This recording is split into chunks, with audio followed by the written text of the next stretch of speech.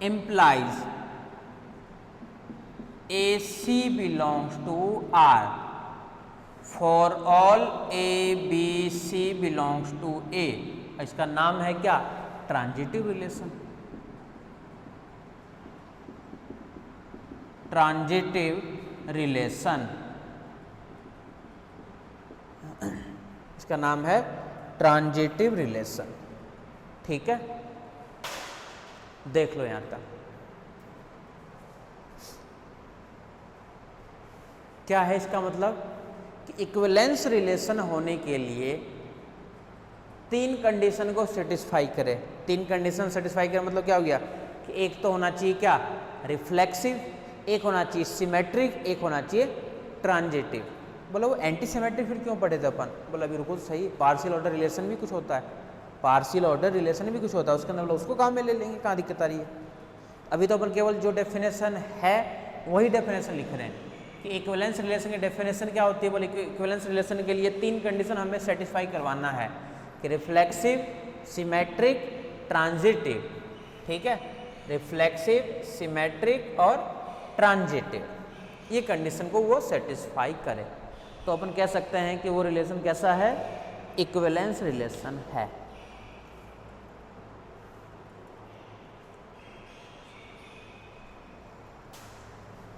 अब बोलेगी इससे रिलेटेड भी एक थ्योरम देख लो। बोला अभी देख लेते हैं।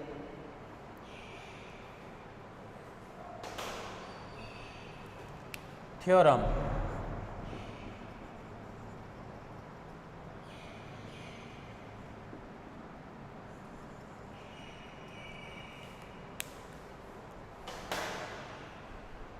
थ्योरम देखो क्या हमारे पास में,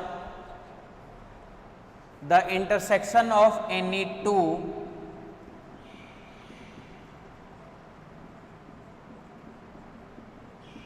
the intersection of any two equivalence relation on a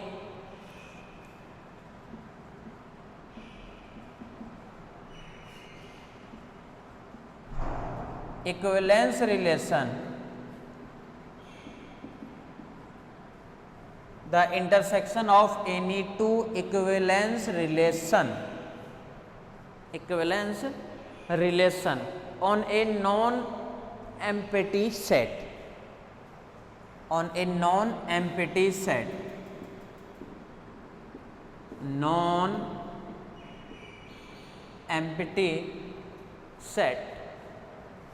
non-empty set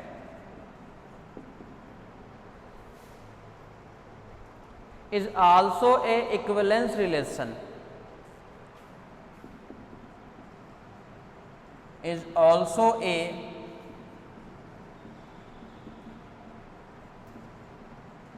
equivalence relation is also a equivalence relation on the same set, on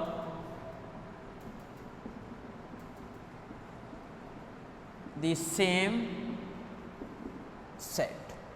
same set। बहुत ध्यान से देखना, थ्योरम क्या कह रहा है ये? Intersection of two equivalence relation, यानी 2 इक्विवेलेंस रिलेशन का जब इंटरसेक्शन निकालेंगे तो फिर से इक्विवेलेंस रिलेशन ही होना चाहिए, और वो भी सेम सेट के लिए, अब बोलेगी इंटरसेक्शन भी जानते हैं, इक्विवेलेंस रिलेशन भी जानते हैं। तो इक्विवेलेंस रिलेशन के लिए बोला सबसे पहले तो क्या करें अपन? इंटरसेक्शन निकालना है, 2 के लिए अलग अलग। इंटरसेक्शन की बात इसका मतलब क्या हुआ? इसका मतलब यही हुआ ना कि 2 सेट होनी चाहिए, एक सेट है R, एक सेट है दूसरा सेट, उसका नाम ले लेते हैं S। तो R के लिए और S के लिए इंटरसेक्शन दिखाएंगे, वो भी क्या दिखाना है? Equivalence relation. और इक्विवेलेंस रिलेशन मतलब क्या हुआ कि रिफ्लेक्सिव, सिमेट्रिक और ट्रांजिटिव। इक्विवेलेंस का मतलब क्या? रिफ्लेक्सिव। ठीक है, ये पार्ट्स हमें दिखाना है।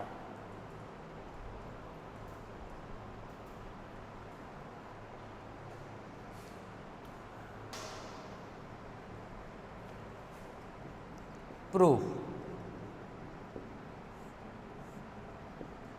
let R and S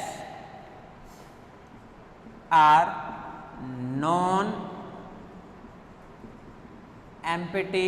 set defined on a set A। Let कर लेते हैं कि R और जो S है वो नॉन एम्प्टी सेट है। अच्छा, R2 इक्विवेलेंस रिलेशन और मान लेते हैं साथ में, इक्विवेलेंस रिलेशन भी है दोनों को दोनों। एंड ये लिख देता हूं चलो कि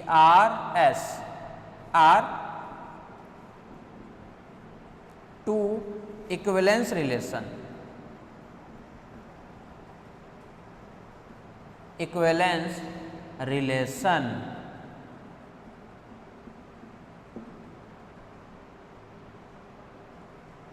ये और मान लिया साथ में कि जो R और S है ना ये इक्विवेलेंस रिलेशन भी है, ये और मान लेते चलो साथ में कि जो R S है ये साथ में इक्विवेलेंस रिलेशन भी है। अब आगे देखो,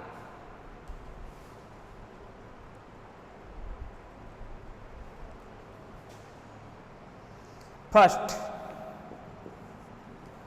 क्या दिखाना है, फर्स्ट रिफ्लेक्सिव दिखाओ फर्स्ट, और क्या दिखाओगे,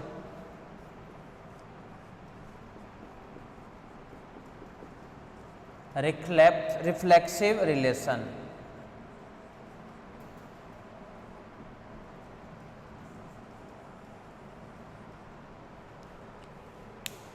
रिफ्लेक्सिव रिलेशन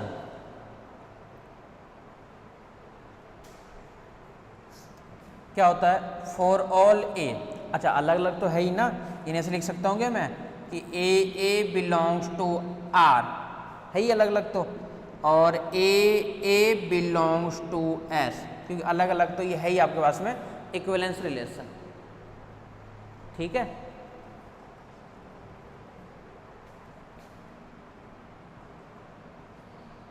ऐसे लिख सकते हैं दोनों मिला करके फॉर ऑल ए, तो A belongs to R intersection S, दोनों की कॉमन पार्ट क्या है, ए ही है, और इंटरसेक्शन में क्या दिखाना था, रिफ्लेक्सिव मतलब ए ही दिखाना था हमें, और for all A belongs to A, ये तो दिखाना है, और क्या दिखाना है,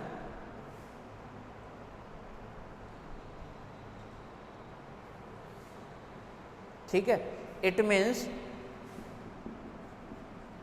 R intersection S is a reflexive relation on set A। तो रिफ्लेक्सिव की तो कहानी क्लियर हो चुकी है कि रिफ्लेक्सिव के लिए कि दोनों का इंटरसेक्शन भी क्या होगा, रिफ्लेक्सिव होगा, इसमें तो कोई दिक्कत ही नहीं है।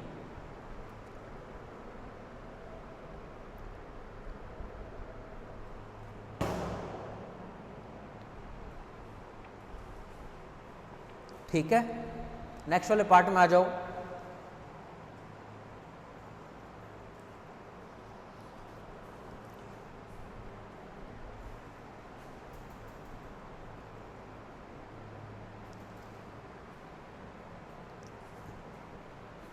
किस में चलें अब, बोला अब इसमें चलो, सिमेट्रिक वाले पार्ट में चलो। तो अब अपन चलना चाह रहे हैं सिमेट्रिक वाले पार्ट में।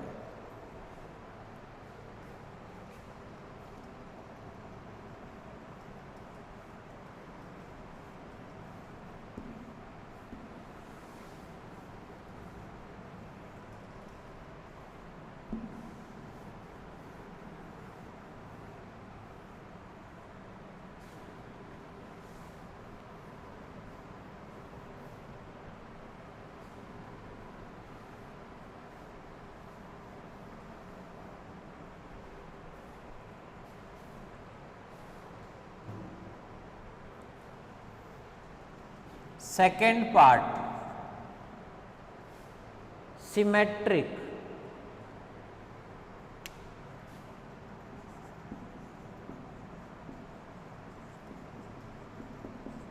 Symmetric relation, symmetric relation. अब आ जाओ सिमेट्रिक रिलेशन पे। सिमेट्रिक रिलेशन क्या है?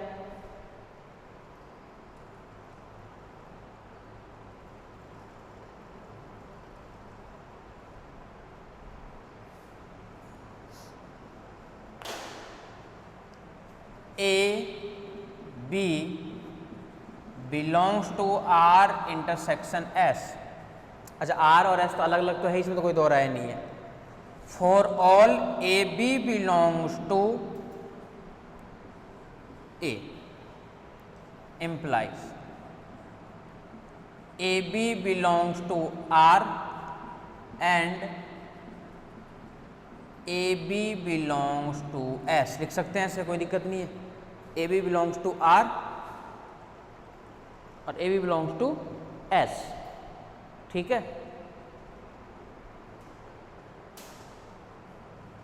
इम्प्लाइज आर और एस तो है। अच्छा, ये पता है डायरेक्ट ले ली जो अपने को दिखाना था, इंटरसेक्शन दिखाना था ना, तो वही लेके चल रहे हैं अपन। देख लेते हैं सही है क्या। तो बोला जब A B belongs to R, R जो है वो है आपके पास में कैसा relation? Symmetric. It means A B belongs to R, तो इम्प्लाइज ये क्या कहता है कि बी ए बी किस में होगा? बोले ये भी आर में ही होगा। एंड ए बी जब एस में है तो यहाँ पे कह सकते हैं क्या अपन की जो बी ए है ये भी बोला एस में होगा। क्यों होगा? क्योंकि since R and S are symmetric, symmetric relation, ठीक है। तो बी ए भी आर में हो गया और बी ए भी एस में हो गया। ये तो दोनों मिलाकर हमने फिर से लिख सकते हैं क्या कि जो बी ए होगा वो कहाँ पे होगा? वो बिलोंग करेगा आर इंटरसेक्शन एस में। ए बी ले लिया था आर इंटरसेक्शन एक्स में, तो बी ए भी होना चाहिए था। बोला दिखा दिए, बिल्कुल, कहाँ दिक्कत आ रही है। अब बीच में अपने काम में ले लिए जो गिवन था अपने पास में। इट मीन्स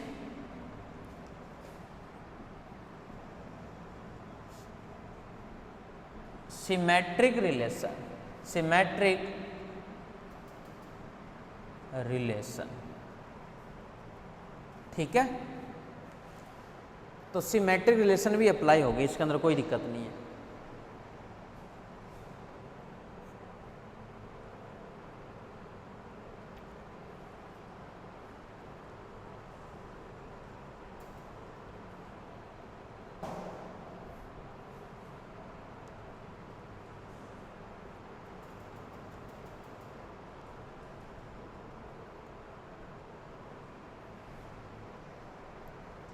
थर्ड पार्ट चले ट्रांजिटिव वाले पे। तो थर्ड पार्ट पे आ जाओ, ट्रांजिटिव रिलेशन।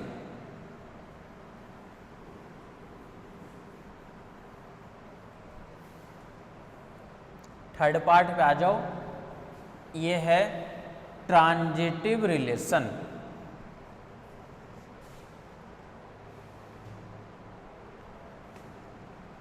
थर्ड पार्ट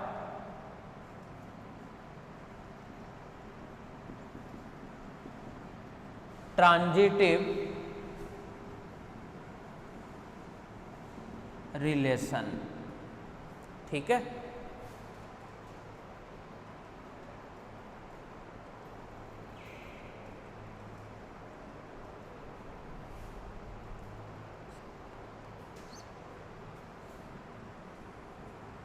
तीन तीन की बात होती है इसके अंदर, यानी for all A B C belongs to A,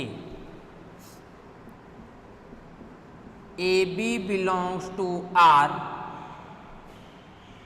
and BC belongs to S implies AC belongs to also R। ये ठीक है क्या? ट्रांजिटिव R के लिए तो है ही ना, तो R के लिए अपन लिख दिए पार्ट, तो ठीक है।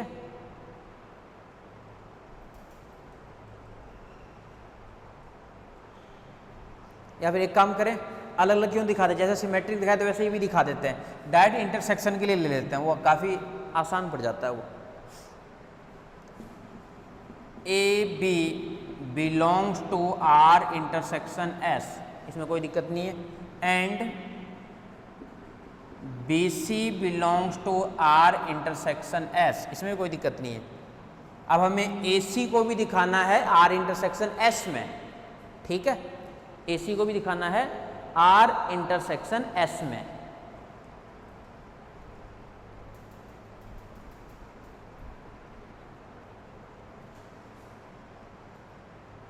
ठीक है, तो ए बी बिलोंग्स टू हो गया आर इंटरसेक्शन एस, और सेकेंड वाला पार्ट भी यही हो गया।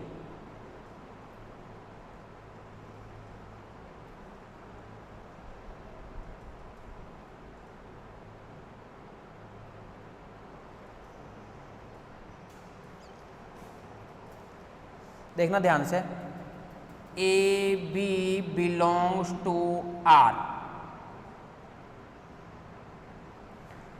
और क्यों लगा रहा हूं इसका रीजन देखना अभी, A B belongs to S, ये दोनों के लिए है ना, और फिर बीच में आएगा क्या, एंड, ये तो हो गया एक part, and A B belongs to S और A B belongs to S, लिख सकते हैं इसको ऐसे, कोई दिक्कत नहीं है, क्योंकि आर के लिए है नहीं पार्ट हमारे पास में भाई, ए बी भी आर में है, आर तो है अलग से, और ए बी एस के लिए भी है, तो ए बी आर के लिए लिख रहे हैं और ए बी को ही अपन लिख रहे हैं एस के लिए, ठीक है।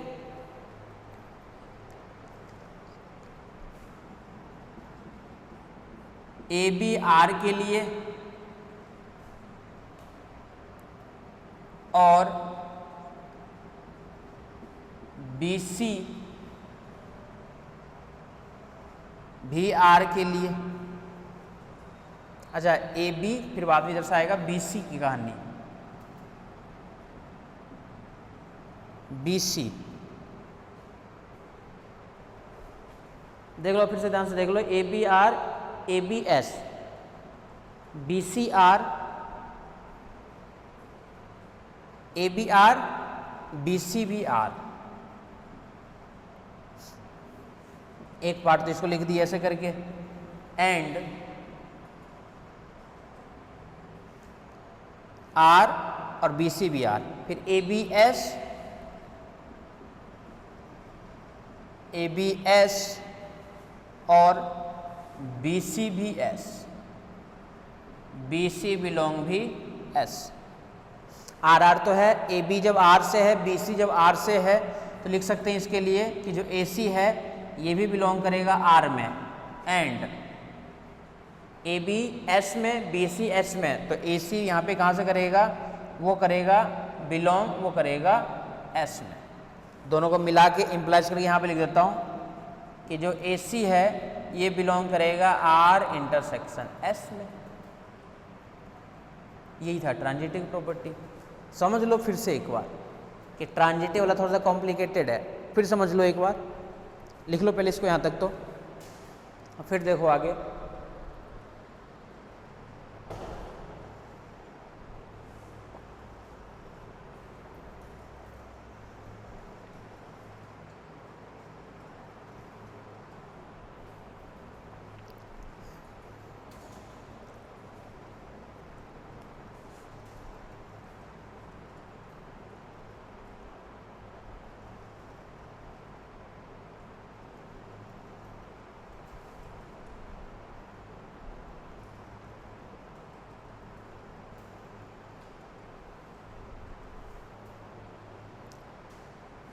देखना एक बार ध्यान से इधर,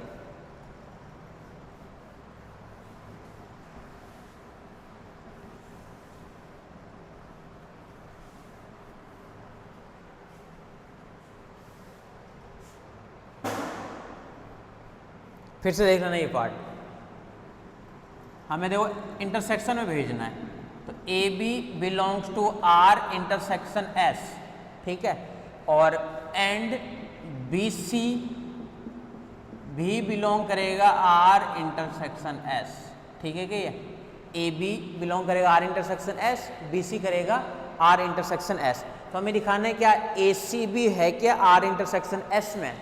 उसके लिए अपन क्या कर रहे हैं, एम्प्लाइज, आर के लिए अपन जान रहे हैं, यानी जो ए बी है ये बिलोंग करता है आर में, कोई दिक्कत नहीं है, और ए बी जो है ये बिलोंग करता है एस में। एक करता है आर में, एक करता है एस में, क्योंकि ए बी आर में करेगा, बी सी भी करेगा आर में, तो बीच में आ जाता है एंड। अब फिर से कहानी आ जाएगी, बी सी जो है ये भी बिलोंग करेगा आर में, और दो दो पार्ट है ना, बी सी जो है ये बिलोंग करेगा एस में। लिख सकते हैं इसको ऐसे। अब देखो इधर, A B belongs to R और B C belongs to R. इसको पहले ले लेता हूं, B C belongs to R, इसमें कोई दिक्कत नहीं है। And A B belongs to S और B C belongs to S. अब ये तो है ना इक्विवेलेंस रिलेशन ए बी में और बी सी में, तो ए का कहाँ से होगा, सी में होगा, और यहाँ पे फिर से जो ए बी है यहाँ से मिलेगा ए सी जो है ये एस में होगा। दोनों को मिलाकर अपन क्या लिखेंगे, ये तो लिखेंगे कि जो ए सी है ये बिलोंग करेगा आर इंटरसेक्शन एस में, यही लिख रखे हैं। तो इट मीन्स, नीचे क्या लिखेंगे, इट मीन्स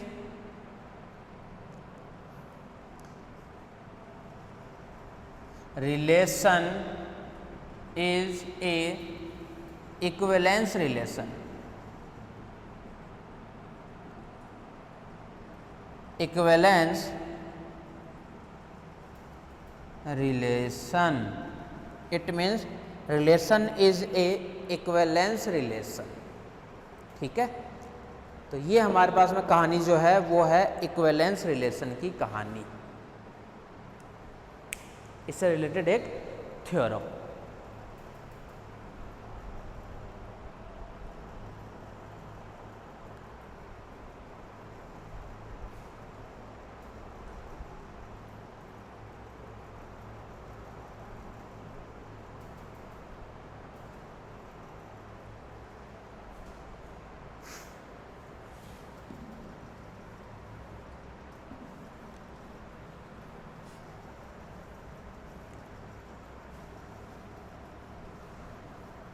नेक्स्ट पे आ जाओ।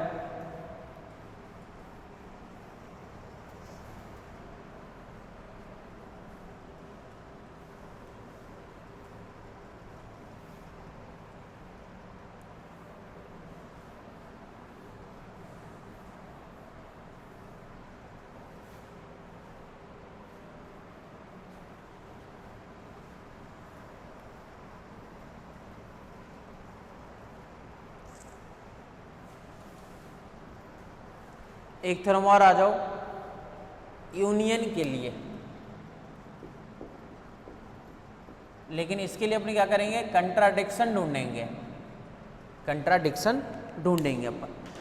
ठीक है, थ्योरम क्या है, the union of two equivalence relation, the union of two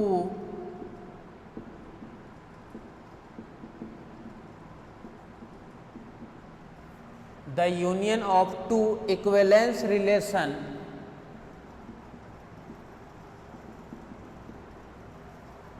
the union of two equivalence relation on a non-empty set,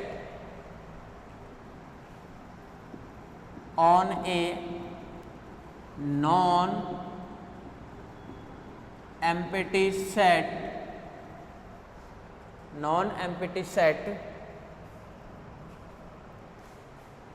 non-empty set is not necessary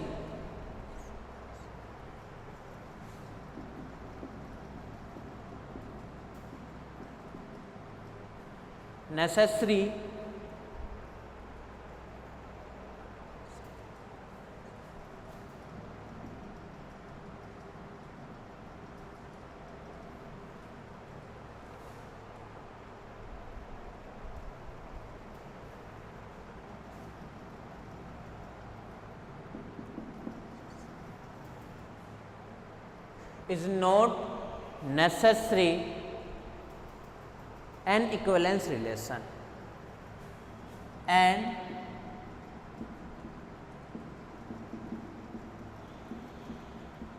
equivalence relation on the same set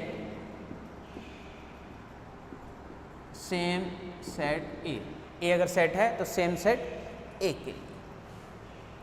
अब theorem का मतलब समझ रहे हो क्या क्या कहना चाह रहा है ये?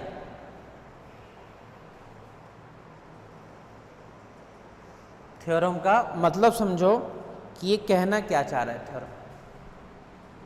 ये थ्योरम ये कह रहा है कि इंटरसेक्शन तक तो ठीक है कहानी, लेकिन इंटरसेक्शन के बाद में अगर यूनियन की बात करोगे ना, इंटरसेक्शन के बाद में अगर यूनियन की बात करते हो तो यूनियन के लिए इक्विवेलेंस रिलेशन नेसेसरी नहीं है कि हो ही हो। हाँ, हो सकता है हो भी जाए, हो सकता है नहीं भी हो जाए।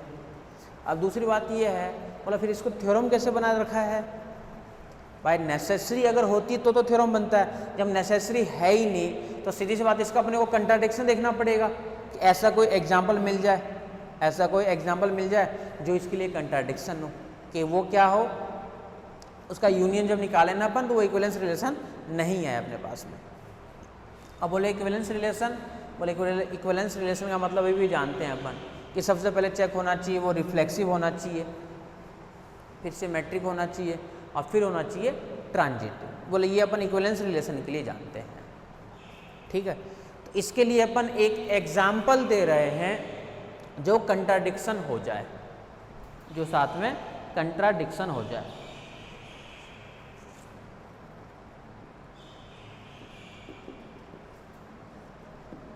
लेट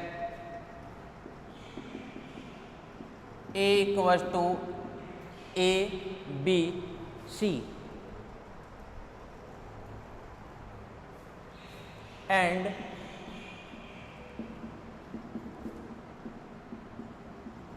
ए बी कुछ भी ले सकते हो एग्जाम्पल के अंदर, लेकिन हमें कंट्राडिक्शन देखना है इसलिए एग्जाम्पल ध्यान रखना पड़ेगा। A B, B A, B B,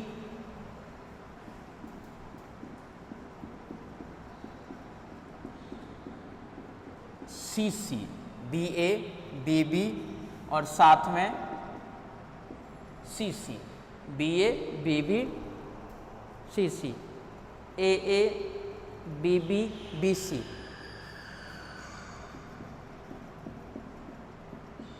B B, C C, A, B B,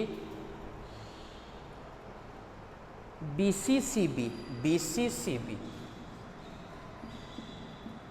B C, C B, C C. अब ध्यान से देखना इस एग्जाम्पल को। अब बोलोगे सर ये एग्जाम्पल याद कहाँ तक रखेंगे? बोला इसमें से कोई टर्म्स हटा भी देते हो ना तो कभी भी इस टाइप की थ्योरम एग्जाम में नहीं आती है जो नेसेसरी नहीं हो, एग्जाम्पल से दिखाओ। हमेशा इंटरसेक्शन वाला पोर्शन पूछेगा, ये तो आपको खुद के लिए है कि पता चलना चाहिए कि यूनियन जब निकालेंगे ना अपन, तो यूनियन निकालने के बाद दोनों के दोनों इक्विवेलेंस रिलेशन अलग अलग तो होते हैं लेकिन यूनियन में नहीं होते हैं, ठीक है।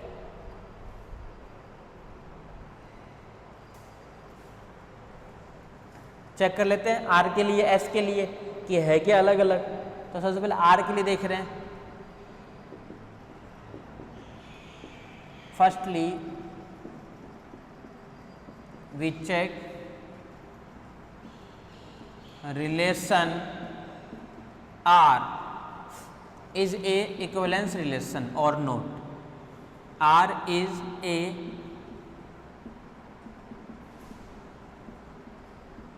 equivalence relation or not, ठीक है।